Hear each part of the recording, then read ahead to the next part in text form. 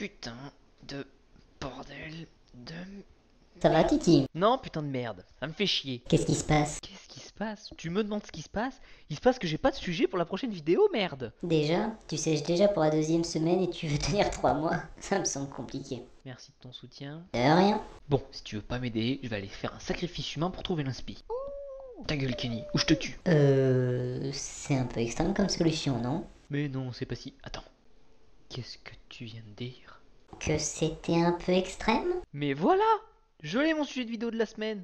Merci Pixel, t'es pas si inutile que ça finalement. Si tu le dis. Salut à tous et à toutes, c'est Titi-sama et aujourd'hui on se retrouve pour parler de ces êtres aux capacités extraordinaires qui peuplent notre planète. Les super-héros? Non, je parle bien sûr des créatures extrémophiles. Vraiment? Quoi? T'as trouvé que ça pour introduire ton sujet de merde? Oui, bah la prochaine fois t'as qu'à proposer une meilleure intro si tu es si malin. Donc, comme dit en intro, aujourd'hui je vais vous parler d'un groupe d'êtres vivants que l'on appelle les extrémophiles. Le mot extrémophile est composé du mot extrême et du suffixe phile. Le premier vient du latin extremus qui signifie se situant à l'extrémité, au plus loin. Et phile vient du grec philos qui signifiait aimer, chérir.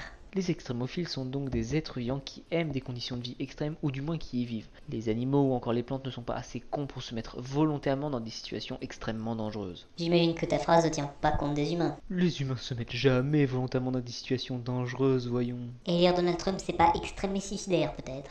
Ok, tu m'as eu. Les extrémophiles sont nombreux et multiples, certains préférant la chaleur du Sahara, le froid de l'Everest, les pressions immenses des abysses et même des fois des milieux radioactifs. Et oui, certaines bestioles sont du genre à aller à Tchernobyl juste pour le fun, mais nous verrons ça plus tard. Et pour vous illustrer à quel point nous sommes des créatures faibles et fragiles, je vous propose une petite liste de monstres de la nature pour qui la fin du monde rime avec vacances. Cataglyphis, Bombicinus.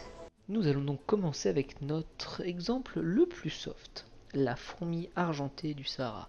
Cette petite fourmi d'à peine 1 cm est ce qu'on appelle un animal thermophile, c'est-à-dire qu'elle vit dans des milieux extrêmement chauds. Le Sahara peut atteindre des températures de 60 degrés en pleine journée et on estime que le sol et le sable peut atteindre des pointes à 80 degrés. Donc la prochaine fois que tu penseras que le sable est chaud quand tu vas en bord de mer, pense à cette pauvre petite fourmi. Vous êtes en droit de vous demander, mais comment fait-elle pour résister à de telles chaleurs? Il y a plusieurs réponses. Tout d'abord, ses poils qui couvrent son corps et lui donnent sa couleur argentée renvoient les rayons du soleil et régulent sa température.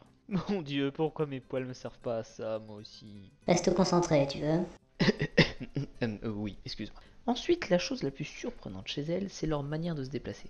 Vous savez tous que les fourmis ont 6 pattes, mais celle-ci, pour limiter le contact avec le sol, ne marche que sur 2 pattes à la fois.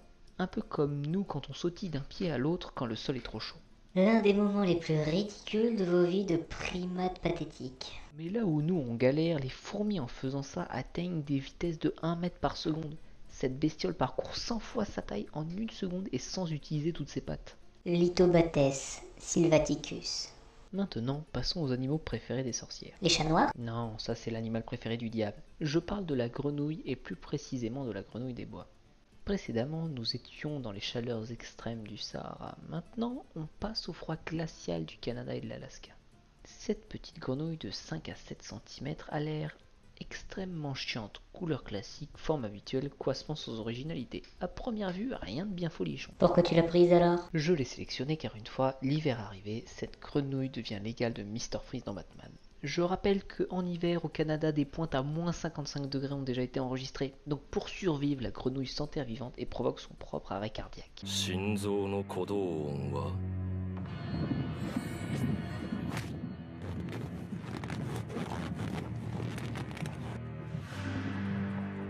Ne faites pas ça à la maison les enfants. De plus, son sang est rempli de glucose, du sucre spécial qui sert d'antigel pour survivre à l'hiver, et quand les premières chaleurs reviennent, le cœur se rallume et la grenouille revient à la vie.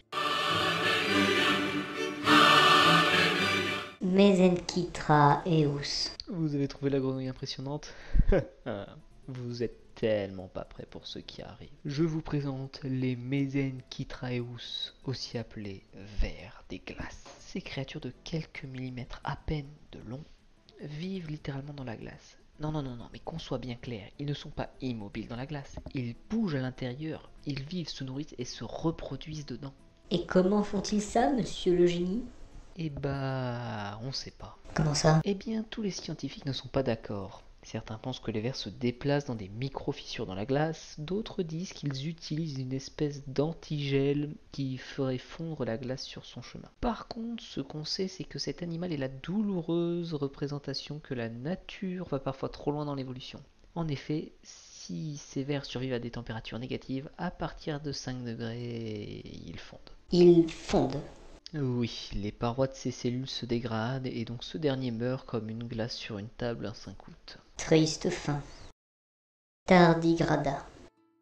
Nous allons maintenant parler de la bestiole qui, si vous vous y connaissez un peu en animaux, est la créature qui représente le mieux le terme de survivor de l'extrême. C'est la bestiole que l'on retrouve dans les endroits les plus chauds, les plus froids, les plus radioactifs et les plus inhospitaliers de la planète. Je parle bien sûr du sacro-saint tardigrade.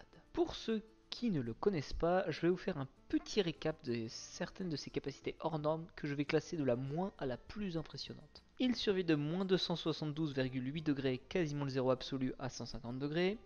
Il résiste à un rayonnement radioactif de 6200 degrés, soit 1100 fois la dose mortelle pour l'homme. Peut se prendre dans la gueule la pression de 1200 atmosphères. Survit dans le vide spatial, peut arrêter partiellement son métabolisme pendant 5 jours pour survivre sans oxygène. Et peut entrer en cryptobiose, qui est un arrêt total du métabolisme, pour survivre sans eau pendant 10 ans. Bordel de merde! Donc la prochaine fois qu'on vous demandera « Oh lol, c'est qui le plus fort entre Goku et Superman ?» Eh bah vous répondrez le tardigrade, bordel de merde! Et voilà, la suite. Deinococcus. Radiodurans. Je vous parle de l'être le plus résistant du monde, capable d'endurer 10 000 fois la dose ultraviolet et 5 000 fois la dose de radiation mortelle pour un homme, insensible aux acides, se désactivant à moins 45 degrés, mais ne mourant qu'à partir du zéro absolu. Je vous présente Conan la bactérie. Ouais, je sais, c'est pas aussi épique que ça en a l'air, mais c'est la créature la plus résistante sur Terre. Et les scientifiques qui l'ont étudiée ont véritablement nommé Conan la bactérie en référence au personnage de Conan le barbare. Pour continuer sur ma lancée, il faut savoir que cette bactérie possède d'autres pouvoirs. Elle survit à la déshydratation complète comme le tardigrade, mais en plus cela la rend encore plus résistante au rayonnement et aux températures extrêmes. La meuf, c'est Conan le barbare et un super saiyan. Face à la difficulté, elle devient plus forte. Mais le truc le plus dingue, c'est sa capacité à réparer son ADN. La bestiole peut survivre à de multiples mutations mortelles et se réparer. Si tu prends un de ses chromosomes et que tu t'amuses à le briser à 150 endroits différents, elle survit. Donc je pense que l'on peut sans aucun doute parler de la créature la plus résistante au monde. Selaginella lepidophylla. Pour le dernier exemple, j'aimerais parler d'une plante qui, même si moins impressionnante que Conan ou le tardigrade, mérite notre intérêt. Mais avant cela, je vous propose un petit quiz. Voici deux images de notre plante. À votre avis, laquelle des deux images représente notre plante vivante et laquelle représente notre plante morte? Je vous laisse 5 secondes de réflexion.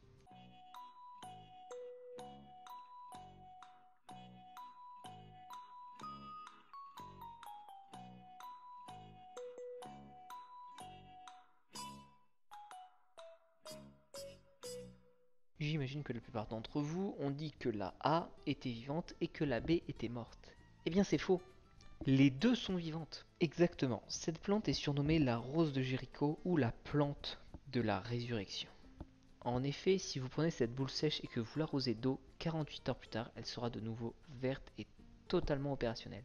Et même si votre plante est morte depuis plusieurs années et qu'elle entre en contact avec de l'eau, la boule va s'ouvrir comme si elle était vivante, mais elle ne retrouvera par contre pas sa couleur verte car ses cellules sont quand même mortes à l'intérieur. Cette plante a développé ce système pour résister aux sécheresses intenses. Les scientifiques ont aussi découvert que si la sécheresse durait trop longtemps, la plante décrochait ses racines du sol pour se laisser emporter par le vent et ainsi trouver un point plus humide. Une vraie survivaliste, cette plante. Voilà tout le monde, c'est la fin de la vidéo. J'espère qu'elle vous aura plu. Donc si c'est le cas, n'hésitez pas à vous abonner, lâcher un pouce vert, partager la vidéo ou mettre un com pour me dire ce que vous voudriez voir comme futur sujet dans mes vidéos. Je vous dis à la semaine prochaine pour une prochaine vidéo. Bye bye.